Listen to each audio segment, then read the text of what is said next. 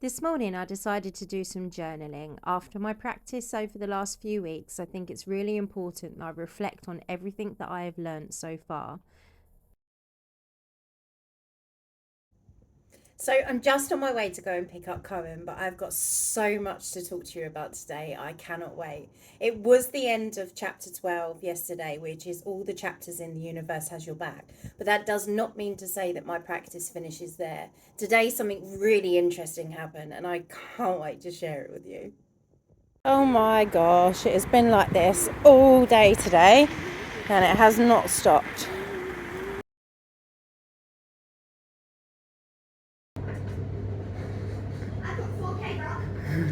Bounce, Foxy. Oh no, they didn't even move. They're just sitting up there with him. No way.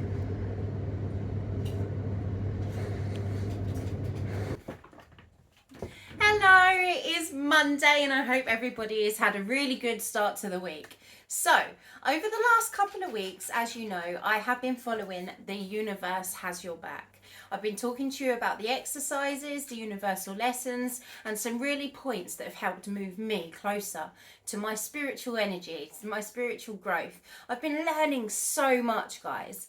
And something really interesting for me, which I've said before, is I get a lot of angel numbers or white feathers just randomly dropping in places that a white feather couldn't randomly drop. Like, for example, I had one drop down in my kitchen and landed on my chair where I was working one day. How? There is no bird inside of my house to be able to make that possible. These things are just unexplainable, but they bring me closer to my faith and connection that the angels are here and they're here supporting me along my journey. So I finished this yesterday and I woke up this morning and was like, right, okay, so I'm going to go back through the book and I'm going to start focusing on some exercises that really meant and moved me. Some things that I want to repeat and put into more practice during my daily days.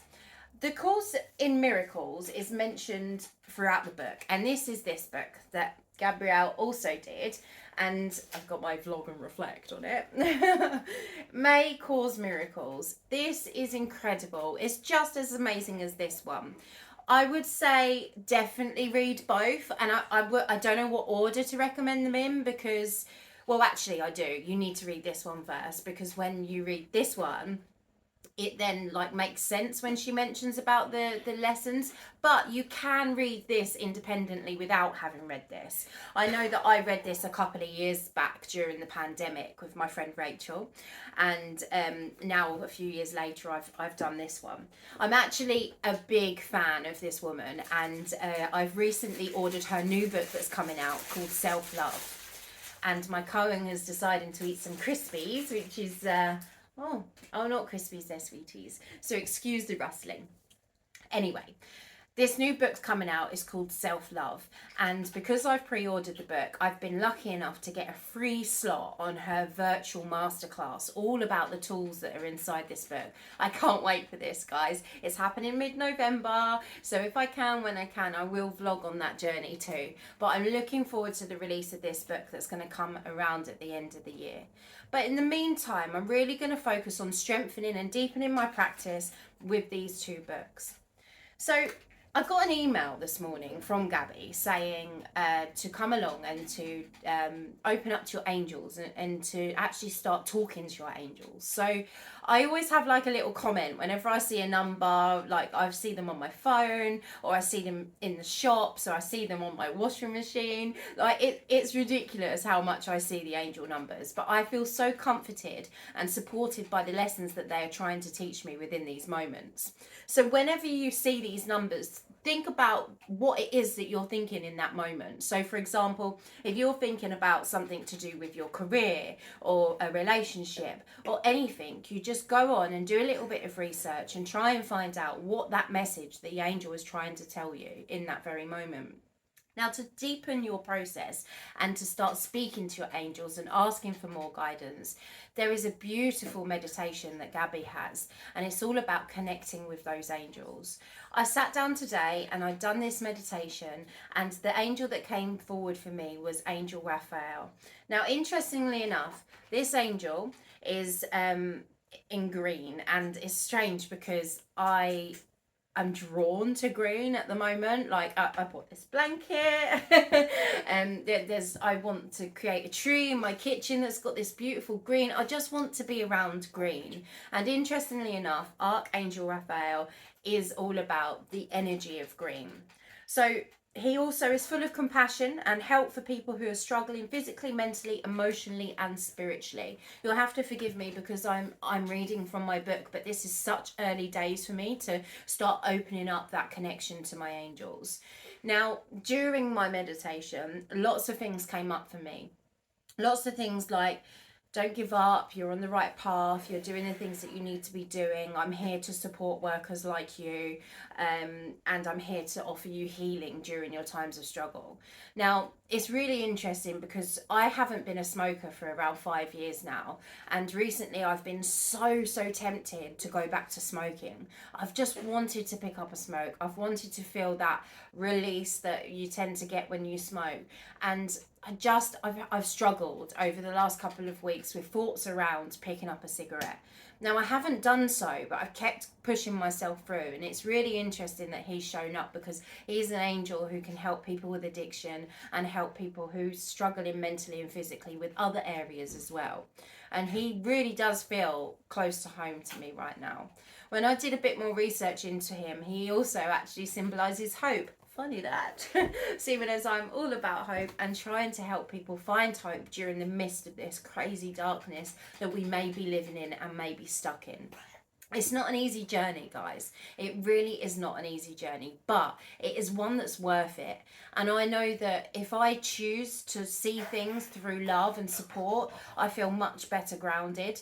If I choose to see things through anger and hatred, then I'm just going to feel that anger and resentment, and it actually builds up in my jaw. I can really feel it in my jaw, and then I start to feel it in my belly, and it's just not a nice feeling.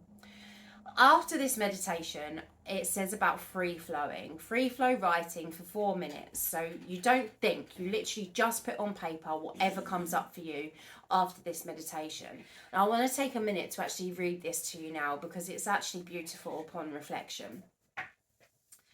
Thank you, guides of the highest truth and compassion, for writing through me. I am doing this amazing exercise because I was called to greater support, to understand that I am not alone in my mission, and when I shall ask, I shall receive. I've been told to let go of overthinking, something I do all the time, and all that comes that is needed within divine timing. So basically be patient, Gem, which again, I really do struggle with. When I'm ready, all support will be given. Continue your great work and continue working on yourself. That's where your true power lies. Your creative, independent, caring nature will help you triumph, and you will take others with you. Keep strong, keep tuning into your faith, and we are here always, sending you signs to help guide and comfort you. Here, have your back. Sorry, I've realised that when I'm free flow writing, it's actually really scruffy and it's really hard to read, which is quite interesting. But anyway, it does seem scary, Gem, sometimes, but you, my dear, have unwavering hope that shines light onto the world. I'm feeling really emotional as I write this, and this is what I'm saying, and I can really feel the presence of your power, your energy surrounding me. I am connected and I am growing into my greater good.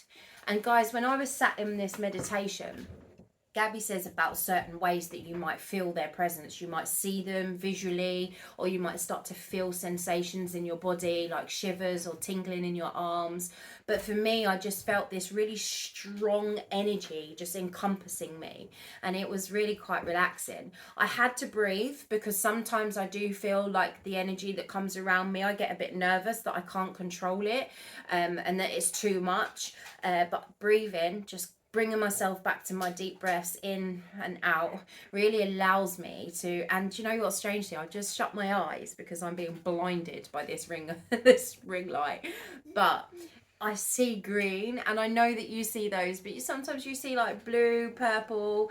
But as I'm sitting here now talking to you about all this amazing stuff that I've experienced today, I can still see green, and it is so warm and close to me.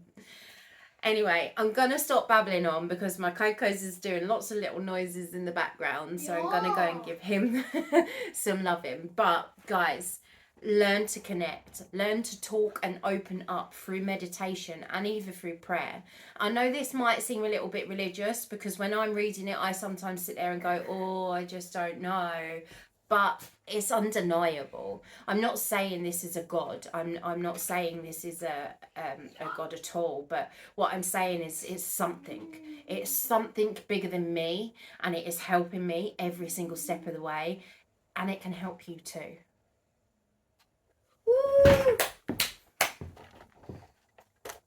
Ow, that is bright. Ouchie. Hello. Me and Cohen didn't get a chance to fill in our chart this week, so we decided to rub out everything from last week, and we're going to begin a new week with all of our plans of what is to come. So Cohen breaks up from school, so he's writing holiday, and then he's writing daddies for the rest of the week because he'll be staying with his dad during this holiday, so mummy can go to work and get all of the important and boring stuff done. We all love doing this together. Look at his cheeky face. Lots and lots of things to do, and as you can see, Cohen really enjoys drawing some pictures and having a good cheeky dance. He really does make me smile. We then put on some music and had a good sing-along. We sang our hearts out. Oh, and I received some posts today from Creative Health. Moving forward, I'm going to reach out to members within this room to re-collaborate. This was something I said back at the event, and they sent it back to us, and that is exactly what I did. Busy working. Making hope happen. So I drink a lot of tea, and I decided I'm going to try and get some tea that's good for me. This is a strawberry and raspberry tea. Turns out it's juice. We think it tastes like juice. I ain't tried it, but it looks like juice. It tastes like juice. You want to try?